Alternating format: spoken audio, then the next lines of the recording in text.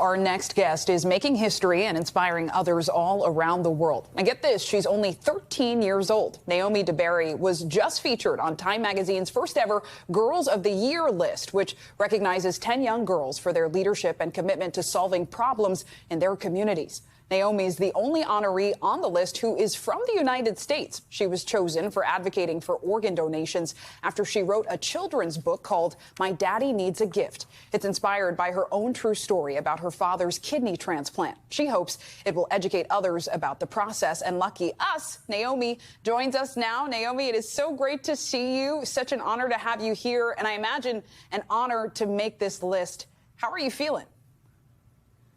It feels good. It feels great. It's such an honor to be able to be a part of the Time Magazine's first ever Girl of the Year list. Well, Naomi, I would love to take a step back for a moment to where this all started, because you were just 6 years old when you learned your dad, who is also an MSNBC opinion editor, needed a kidney transplant. First, how did it feel to get that news, especially at such a young age?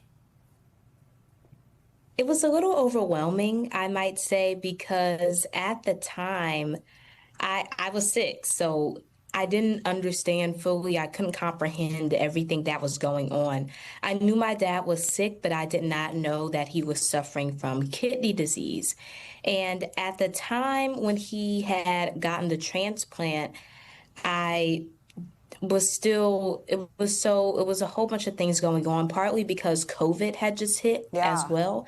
And so we were living in a double pandemic, one outside in the big world and inside of our house as well. So we were trying to be very cautious and safe, which very much isolated me from everyone else. I mean, it sounds overwhelming, and yet you chose to turn that overwhelm into a book. Why?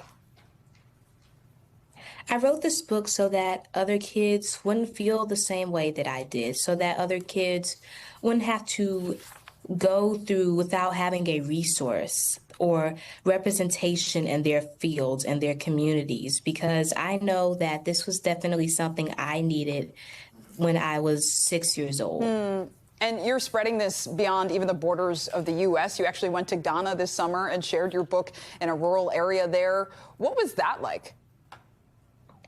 It was a blessing to be able to go, because going to the other side of the world, it gives you a whole new perspective. It shows you that there are people doing incredible things all over the world. And when we actually went to a village, and I was able to give some books to the community, to the village, so that we can spread organ awareness as far as it can possibly go. And that's the main goal. I mean, Naomi, you are inspiring and teaching so many others. And when people get overwhelmed, so often they channel that either into dissociation, not paying attention, or distraction.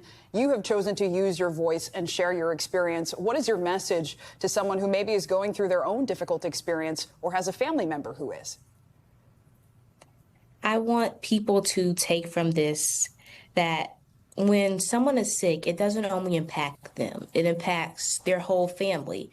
And I want people to realize they should be there for each other, to love with each other, because, again, not every story is going to end the way ours did. And so you never really know how much time you have left. So spend time with each other. Take care of each other. Well, Naomi DeBerry, such a pleasure to have you and your time. Thank you so much. I'm sure we'll see you on more lists ahead. You're watching NBC News.